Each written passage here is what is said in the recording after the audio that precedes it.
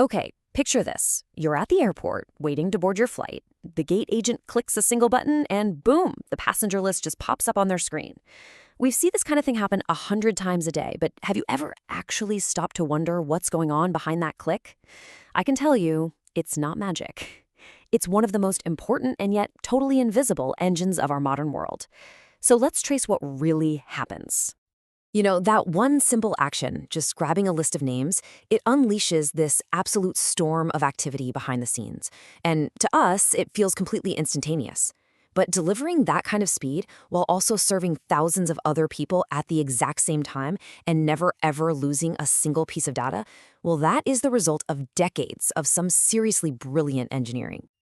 That single click sends a request flying off to a database. But here's the thing. When you picture that database, don't just think of a simple digital filing cabinet. Oh no, it is so much more than that. I think for most of us, our mental model for a database is basically just a giant spreadsheet, right? And look, on the surface, that's not totally crazy. But that simple grid you're picturing, it's hiding an incredibly powerful and complex machine. The real magic isn't the data itself, it's the machine that manages it, what we call the Database Management System, or DBMS. And its job is, frankly, almost impossible.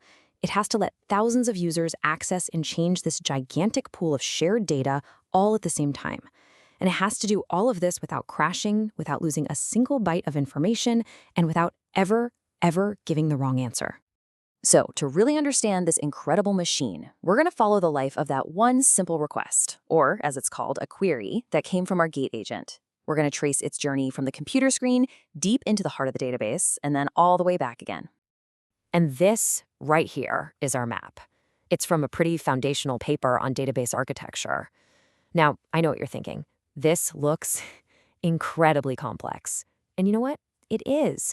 But don't worry, there's not going to be a test. We're not memorizing this. We're just going to follow our gate agent's request as it hits the 4 most important stops on its little journey. First stop, our query hits the front door, the Client Communications Manager. You can think of this as a security guard and a receptionist all rolled into one. It checks the gate agent's credentials, opens up a secure line, and then officially accepts the request into the system. Next up, the query meets the Process Manager. This guy is basically the system's air traffic controller. It assigns a dedicated worker to handle this specific request, and, this is crucial, it performs what's called admission control.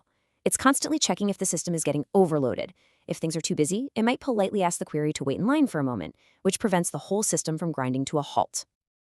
And now we arrive at the most important stop of all, the Relational Query Processor. This is the absolute brain of the whole DBMS. See, it doesn't just blindly follow the request. It analyzes it, it strategizes, and it figures out the single smartest, fastest, most efficient way to get the job done. This is where the real genius of the system lives.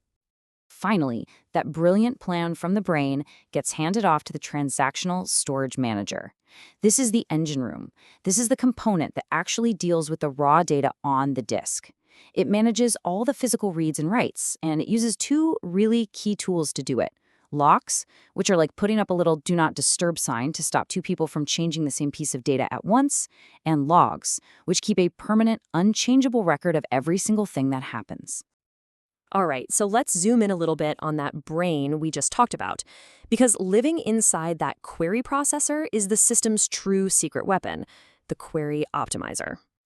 So, the request from the gate agent arrives in a language called SQL, and the absolute key to understanding the power of a database is knowing that SQL is declarative. What does that mean? It means the gate agent's computer doesn't tell the database how to get the data. It doesn't say, go to file X, scan it line by line. No, it simply declares what it wants. Hey, give me the list of passengers for this flight. This simple idea leaves the how completely up to the database's own genius. So the optimizer's whole job is to figure out the absolute best how. First, it parses the query just to make sure the request makes sense. Then it tries to rewrite it, looking for clever little shortcuts. Like, for example, if you ask for all employees who are under 30 and over 40, the optimizer knows immediately the answer is nobody, without ever having to look at the data. And finally, it explores literally thousands of possible ways to get the data and chooses the single best one. And the result of all that intense thinking is this: A query plan.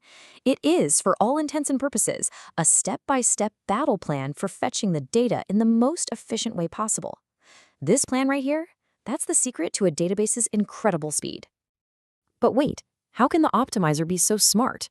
Well, it's only possible because the data was structured intelligently in the first place, using a core principle called normalization. It's a fancy word, but it just means you don't repeat yourself. For instance, you don't store the airline's headquarters address with every single passenger ticket. You store it once in a separate airlines table.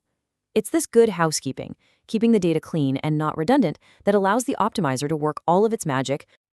Okay, so speed is amazing. We love speed, but it's completely worthless if the data is wrong, or even worse, if it gets lost. A database's most important, most sacred job is to be a digital fortress, to be a Fort Knox for data, protecting the integrity of its information with an almost obsessive level of paranoia.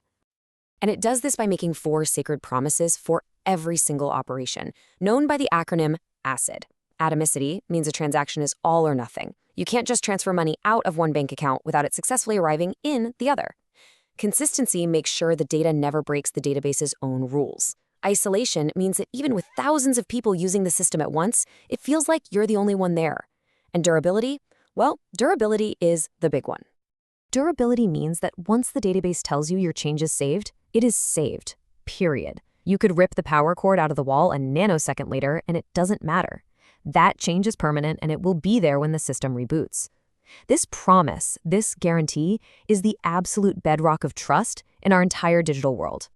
Okay, so we know a database is smart, and we know it's incredibly safe. But how in the world does it handle thousands of gate agents, plus pilots and schedulers, and all of us customers hitting it at the exact same time? It needs a strategy for managing all that simultaneous work. One of the classic approaches is what's called the process per worker model. The easiest way to think about this is like assigning a dedicated personal bodyguard to every single user. It's simple, it's incredibly secure because everyone is kept completely separate. But as you can probably imagine, hiring thousands of individual bodyguards gets really expensive, really fast in terms of system memory and resources. So a more modern approach is the thread per worker model. Now, instead of all those individual bodyguards, imagine a single hyper-efficient concierge inside one big building, expertly juggling requests from everyone.